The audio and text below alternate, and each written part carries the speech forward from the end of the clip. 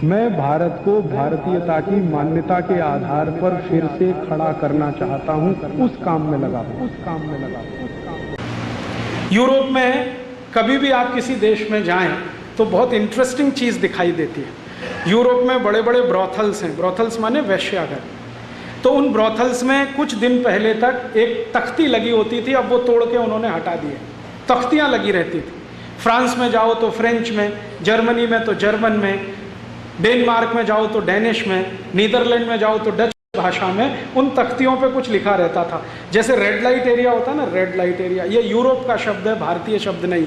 Red light area, तो red light area जहाँ शुरू होता है वहाँ एक बड़ा बोर्ड लगा रहता है और उस पर बड़े बड़े अक्षरों में लिखा रहता है, सावधान, कहीं आप अपनी बेटी के साथ ही संसर्ग करने तो नहीं जा रहे हैं, सावधान। क्योंकि बेटी तो घर में है नहीं, पैदा होते ही छोड़ दिया, वो लावारिस घर में पली है, बड़े होकर किसी ने खरीद लिया उसको, वैश्या बना दिया। अब आपको मालूम नहीं है कि आप जाएं तो आपकी बेटी से ही संसर्ग करना ना पड़ जाए, तो वहाँ लिखा रहता है। तो फिर इसका व्यवस्था कैसे होती है? तो वहाँ एक आजकल डॉक्टर बैठने लगे हैं जो ब्लड चेक करते हैं आपका, कि आपका ब्लड ग्रुप देख लो और जिसके साथ सोने जा रहे हो उसका ब्लड ग्रुप मैच कर लो। कहीं ऐसा ना हो कि वो आपकी ही बेटी, आपकी ही बहन। इतना गिर चुका है, इतना गिरा हुआ यूरोप, जहाँ के पुरुष अपनी बहनों से, बेटियों से संसर्ग करने के लिए वेश्याघरों में जाते हों और वहाँ से कोई हमको ये बढ़ाने आए कि तुम नालायको, हम महान हैं। हमने कभी खोजने की कोशिश नहीं की यूरोप की असलियत क्या है। हमारे बहुत सारे दोस्त हैं जो भारत छोड़कर यूरोप में बस गए, अमेरिका में बस। अब वो कभी उनकी बढ़ाई करते हैं यूरोप और अमेरिका की, तो पता है कैसे करते हैं? वो कहते हैं, हो राजीव भाई कितना अच्छा है अमेरिका। मैं पूछा क्या अच्छा है? अरे यहाँ होटल है यार, 10,000 कमरे का होटल, भारत में हो सकता है? मैंने कहा भाई भारत में होटल की ज़रूरत नहीं है, इसलिए नहीं होता। हमको धर्मशाला की ज़रूरत है, तो हमारे यहाँ हज़ारों धर्मशालाएं होती हैं, एक एक शहर में 100 हो सकती है। उनको होटल की ज़रूरत है तो वो बनाते हैं। आपको मालूम है होटल की हिस्ट्री क्या है? ये जो बड़े होटल हैं यूरोप में, 10,000 कमरे के, 20,000 कमरे के, 25,000 कमरे के, ये क्यों बनाए गए हैं? वास्तविकता ये है, मैंने आपसे कहा ना, सेक्स रिलेशंस, कहीं भी किसी के साथ जाओ, कोई लिमिटेशन नहीं है। तो कहीं भी किसी के साथ जाओ और कोई लिमिटेशन नहीं है और घर आपके पास नहीं है, तो क्या करेंगे? होटल में ही जाना पड़ेगा। यूरोप की 85% पॉपुलेशन के पास अपना घर नहीं है। आपको एक नंगा सत्य बता रहा हूं मैं आपको, यूरोप में 85% नागरिक अपना घर नहीं खरीद पाते, जिंदगी भर बना नहीं पाते।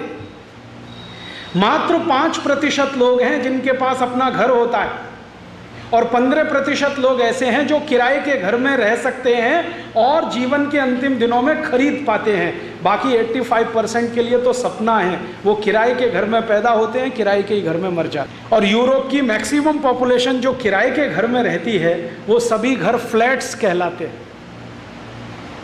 फ्लैट में आपको रहना है, किराए के घर में रहना है। तो मालिक जो है वो तो बंगलों में रहेगा और अपने किराएदार को फ्लैट में रखेगा। तो मालिक की मान्यता ये है कि किराएदार तो नीचा है, तो उसको उतना स्पेस नहीं मिलना चाहिए जो मुझे मिला है बंगलों में। तो फ्लैट हमेशा छोटे बनाए जाते हैं, बंगलो बड़े बनाए जाते हैं। कोई भी फ्लैट में ओपन स्पेस नहीं होता और बहुत छोटे एरिया में होता है। अब मुश्किल यूरोप की क्या है कि फ्लैट छोटे हैं, रहने वाले उसमें ज़्यादा हैं, पर स्क्वायर फीट एरिया में सबसे ज़्यादा रहने वाले लोग यूरोप में ही हैं।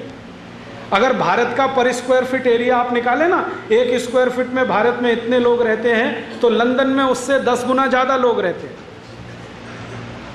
कारण समझते हैं? यूरोप के पास हॉरिजॉन्टल एक्सपेंशन करने के लिए ज़मीन ही नहीं है। यूरोप में मैं कभी भी गया तो 2-2.5 घंटे की कार ड्राइव में देश की सीमा खत्म हो जाती है, दूसरे देश में घुस जाते हैं। इससे ज़्यादा नहीं है।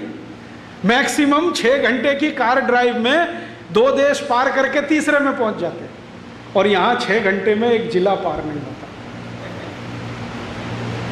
तो मैं कहना ये चाहता हूँ कि पर स्क्वायर फीट एरिया में हमारे भारत में सबसे कम लोग हैं और पर स्क्वायर फीट एरिया में वहाँ सबसे ज़्यादा हैं, तो एक फ्लैट में ज़्यादा लोग वहाँ रहते हैं। अब उनको कुछ ऐसे संबंध रखने हैं जिनको आपकी भाषा में इलिसिट रिलेशनशिप कहें, अवैधानिक संबंध कहें, तो उनको निभाने के लिए तो होटल ही चाहिए, इसलिए वो होटल बनाते हैं।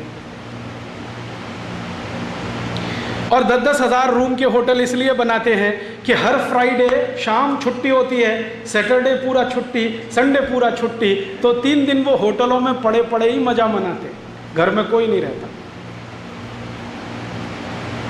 ये है उनके होटल की हैसियत। तो वो होटल बनाते हैं, तो इसमें क्या बड़ी बात है कि वो 10,000 कमरे का होटल बना लिया, 20,000, वो मजबूरी है उनकी, नहीं बनाएंगे तो समाज पागल हो जाएगा उनका, सिजोफ्रेनिया से मर जाएंगे सबके सब, इसलिए होटल बनाते हैं। हमको ज़रूरत नहीं है, इसलिए हम तो धर्मशाला बनाते हैं, उनको ज़रूरत है तो होटल बनाते हैं।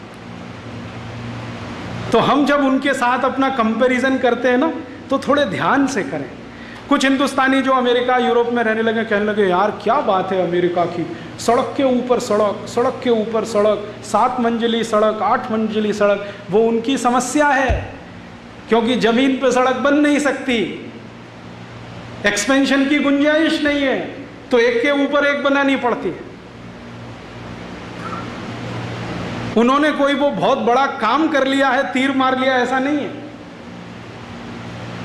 यूरोप की कई मुश्किलें हैं, उन मुश्किलों के लिए वो ये सब करते हैं, उनसे कुछ छुटकारा मिले, निपटारा मिले, इसलिए उनके यहाँ ये सब होता है। हमारे यहाँ इस तरह की मुश्किलें नहीं हैं, इसलिए हमको ये करने की ज़रूरत नहीं पड़ती। आप ध्यान दीजिए, किसी भी सभ्यता में कोई भी चीज़ आती है तो ज़रूरत के हिसाब से आती है। हमें किसी चीज़ की ज़रूरत है, हम वो करेंगे, नहीं है छोड़ देंगे। मैंने एक बार एक किसान को पूछा कि आप तो बैलगाड़ी से चलते हैं, बहुत देर लगती है, तो उनका हाँ लगती है तो क्या? मैंने कहा आपको देर लगती है तो माल देर में आपका पहुंचता है बाज़ार में। तो उन्होंने कहा तो क्या? तो इससे पैसा कम आता है। तो उसने कहा तो क्या? तो मैंने कहा आपको मज़ा करने के लिए टीवी फ्रिज घर में नहीं आता क्योंकि पैसा कम है, तो उससे क्या? तो मैंने कहा उसमें बहुत मज़ा आता है, टीवी देखो, सिनेमा देखो।